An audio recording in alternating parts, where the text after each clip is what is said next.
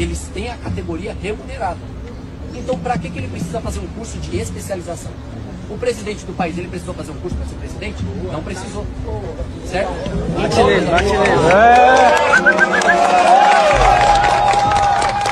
É uma estupidez, né? E é a cara do governo do PT. Não só pela ignorância que eles têm sobre o funcionamento da economia, mas porque tem um projeto deliberado de tornar as pessoas mais dependentes do Estado. E quando a pessoa consegue ali fazer o seu bico, ter um trabalho autônomo, a primeira coisa que ela faz é se desgarrar justamente dessa visão paternalista que a esquerda alimenta na política, né? Então, parabéns aos motoboys. Tem mais é que protestar e criticar esse governo mesmo, porque o governo está ferrando com vocês. Vamos falar agora dos motoboys que protestam em São Paulo contra a regra e criticam o governo. Entregadores fazem novo break dos apps em São Paulo e Osasco. Categoria pede prazo maior para curso obrigatório. O protesto também teve críticas ao governo Lula e à regulamentação dos aplicativos. Viralizou o vídeo de um motoboy trabalhador de aplicativo desmoralizando o presidente Lula. Vou pedir para o Cláudio rodar aqui o vídeo. EAR, eles têm a categoria remunerada. Então, para que ele precisa fazer um curso de especialização? O presidente do país, ele precisou fazer um curso para ser presidente? Não precisou. Certo? Bate nele.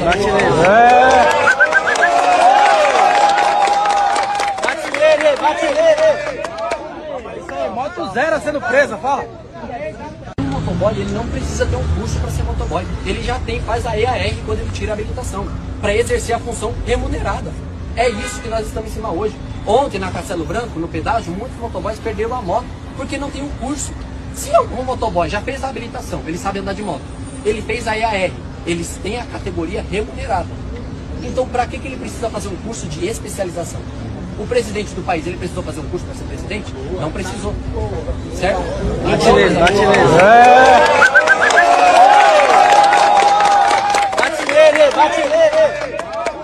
Isso aí, moto zero sendo presa, fala. Aqui eu vou pedir o comentário do Consta antes, porque ele já está com o horário bem apertadinho aqui. Parabéns aos motoboys que estão protestando, porque o governo Lula está fazendo de tudo para impedir o trabalho deles. Essas regulamentações aí e tentar incluir esse pessoal na CLT, né? Achar que isso é uma conquista trabalhista, típica mentalidade de sindicalista no Brasil, né?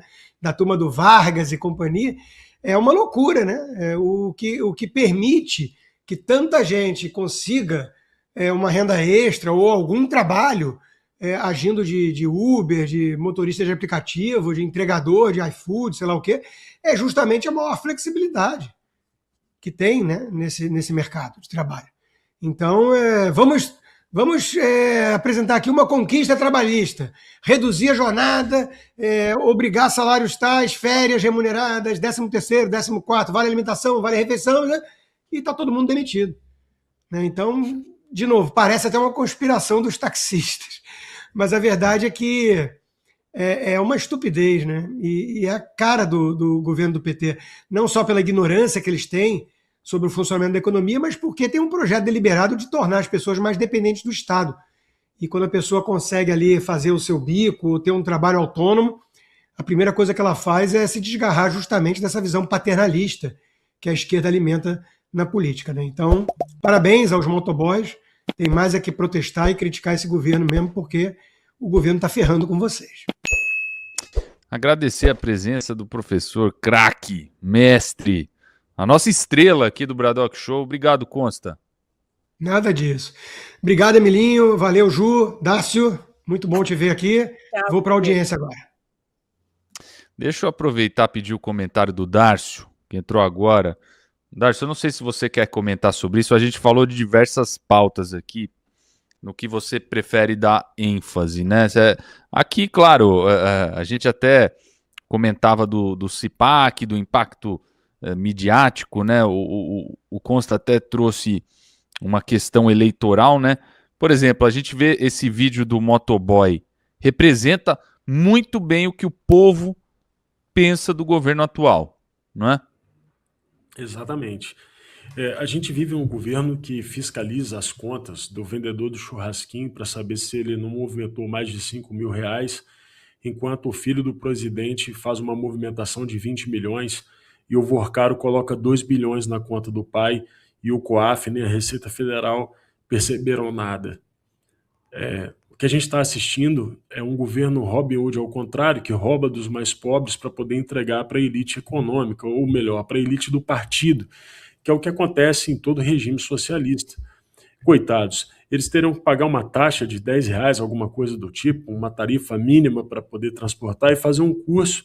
E esse curso, obviamente, será ofertado por aqueles que são previamente cadastrados pelo Estado, ou seja, criação de burocracia, curso este que será necessariamente pago, me lembrando muito a questão do kit primeiros socorros, né, que a população um dia teve que comprar para no outro dia dizer que não precisava mais, assim como o extintor de incêndio de carro, que as pessoas tinham que não só comprar, mas manter a validade, né, e existia toda uma indústria de esquema por trás disso. Isso é petismo, né? Então, assim, é lamentável porque você tem aí alguns defensores, como Guilherme Boulos e outros mais, você vai ter personagens como Érica Hilton falando de acabar com escala 6x1, num país que temos cidades, por exemplo, em que 95% da população nem trabalham, recebem Bolsa Família, como acontece no Brasil.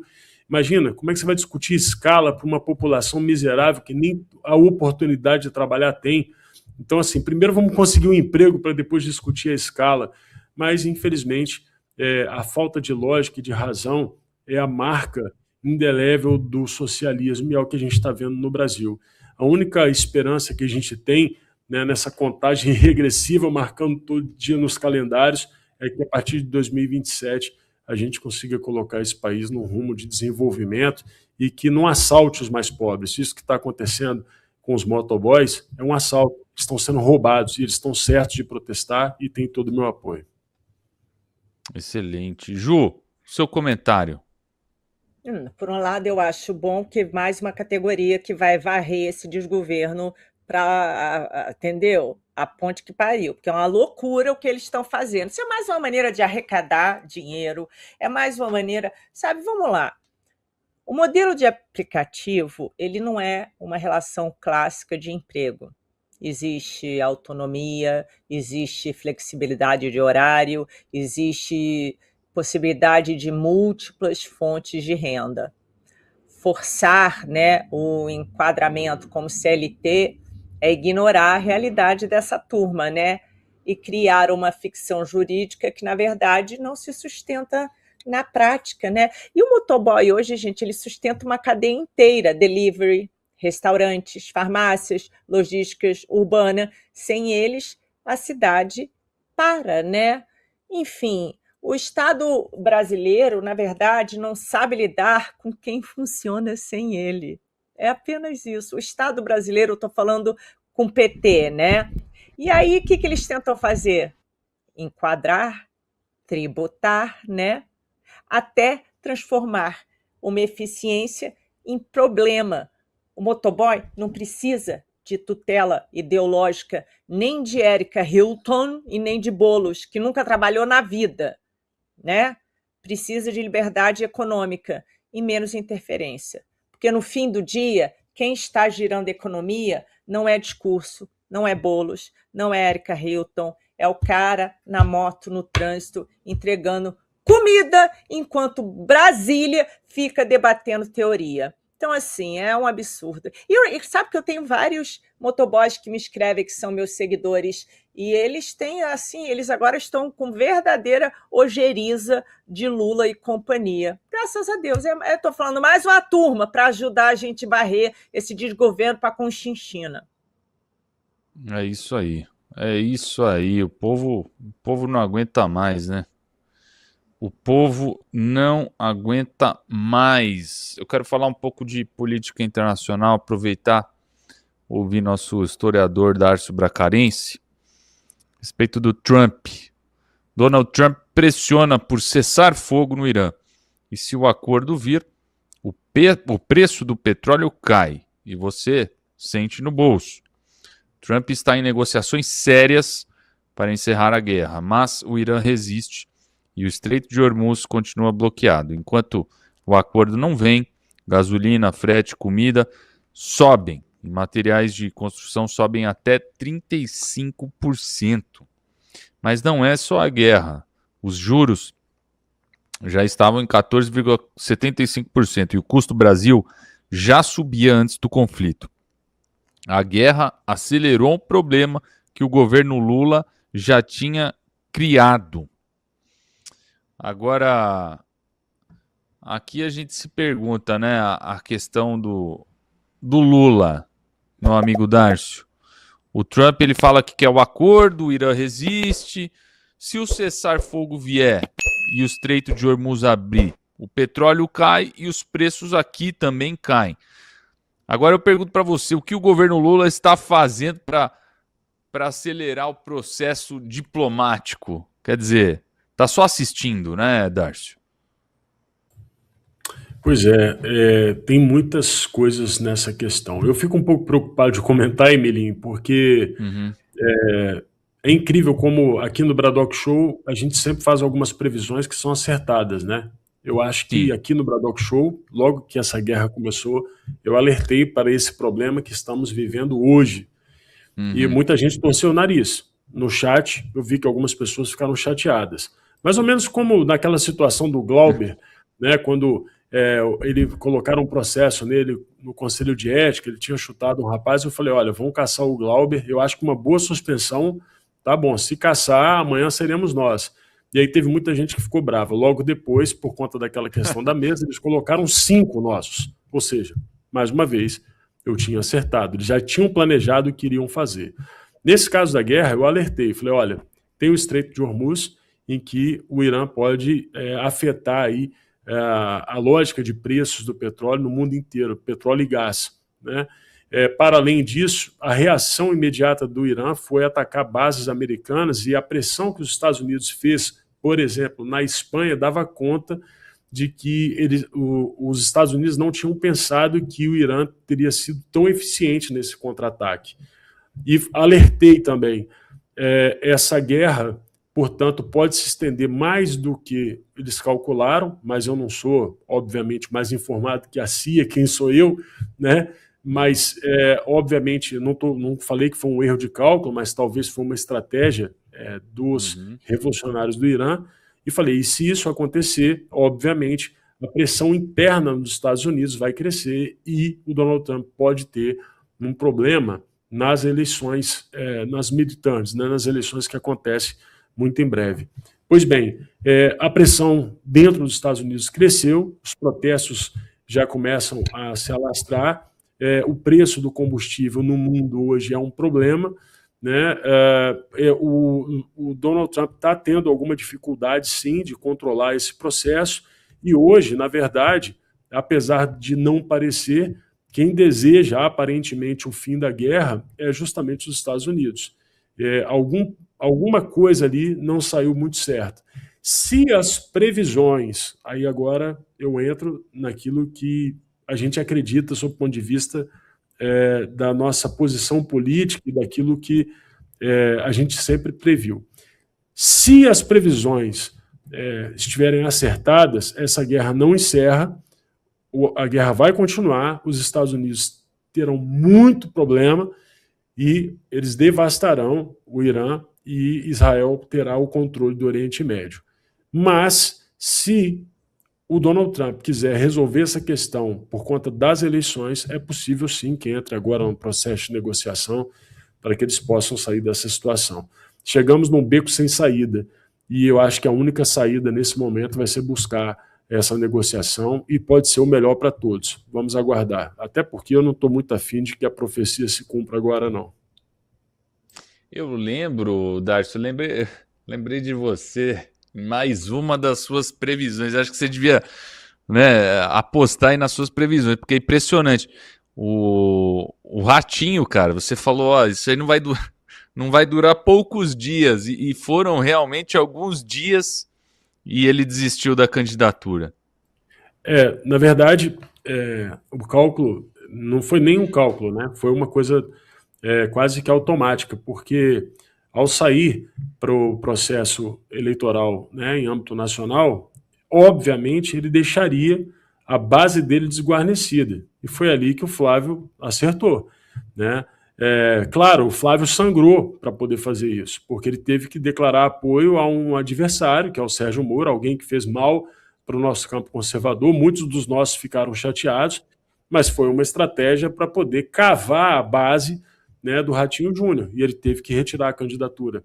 Agora está o Caiado, que vai também fazer um cálculo, porque a esposa dele é candidata ao Senado, e a depender do que aconteça em Goiás, a depender da movimentação, por exemplo, do PL em Goiás, do Gustavo Gayer, do Wilder, pode ser que ele também retire, e não só isso, pode ser que o Kassab, ali na frente, encontre um bom preço pela cabeça do Caiado e também retire ele da disputa. Vamos aguardar. Aguardemos. Esse tabuleiro eleitoral é daquele jeito, né? A gente gosta aqui de ficar montando chapa. Olha só, vamos falar. Você quer comentar, Ju? Desculpa, eu não te incluí nessa pauta aqui do Trump. Você quer comentar a respeito do poder de compra? É isso aí, né? A gasolina, tudo que ele falou, aumentou, já está quase 120, né?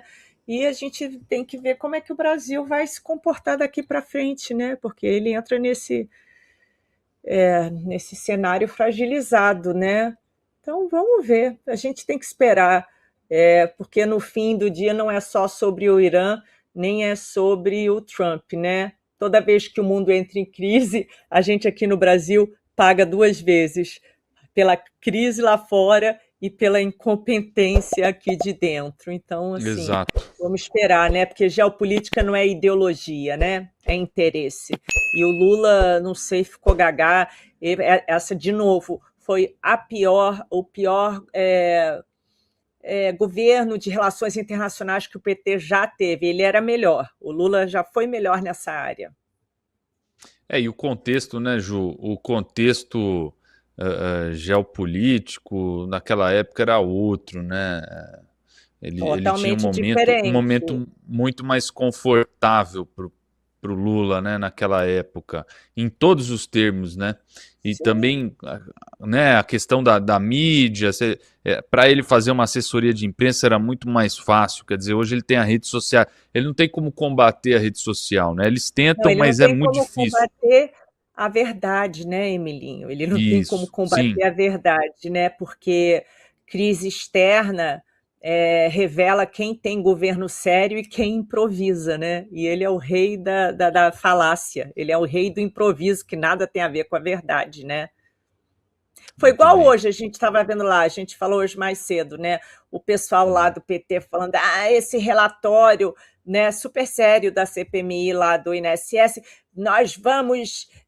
Acusaram o Flávio e o Bolsonaro. Tá bom, fala até papagaio fala, agora eles têm prova do que eles acusaram? Eles fizeram, entendeu? Então, assim, esse governo vive disso. Aí nós temos agora... Você veja, o que Érica Hilton do PSOL ou o Lidberg fazem? Eles só entram na justiça para encher, eles só ficam fazendo política de Instagram, mas não fazem nada de verdade para o país. É a mesma coisa o Lula, é isso.